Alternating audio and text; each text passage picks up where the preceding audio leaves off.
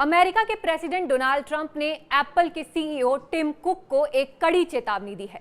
उनका कहना है कि अगर एप्पल ने आईफोन्स अमेरिका के बाहर जैसे इंडिया या किसी और देश में बनाए तो उन पर 25% का टैरिफ यानी टैक्स लगा दिया जाएगा। ये खबर पूरे टेक और बिजनेस जगत में हलचल मचा रही है।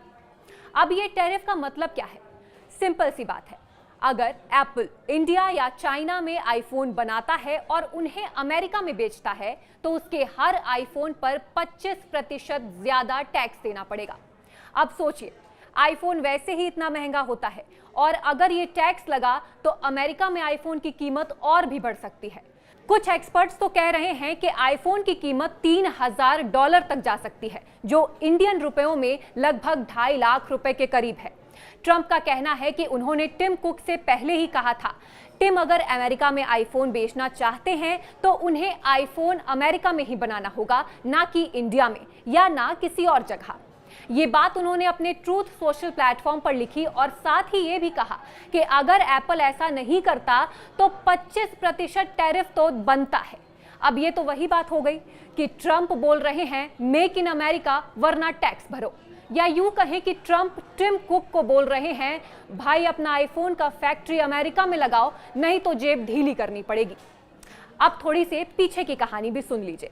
ट्रंप का ये अमेरिका फर्स्ट का मंत्र पुराना है। उनका मानना है कि अगर एप्पल जैसे बड़े कंपनीज अमेरिका में फैक्ट्रीज लगाएंगे तो वहां के लोगों को ज्यादा नौकरियां मिलेंगी। इसलिए उन्होंने एप्पल को पहले भी कहा था कि इंडिया में आईफोन बनाने का प्लान बंद करो और अमेरिका में प्रोडक्शन बढ़ाओ। पर यह बात इतनी आसान नहीं है। अमेरिका में आईफोन बनाने के लिए नए फैक्ट्रीज बनाने पड़ेंगे और वहां लेबर कॉस्ट भी इंडिया या चाइना से कहीं ज्यादा है। एक रिपोर्ट के मुताबिक अगर एप्पल अमेरिका में आईफोन बनाता है तो आईफोन की कीमत 25% तक बढ़ सकती है और ये बात ना एप्पल को पसंद है ना ही आईफोन के फैंस को। अब इंडिया का क्या सीन है?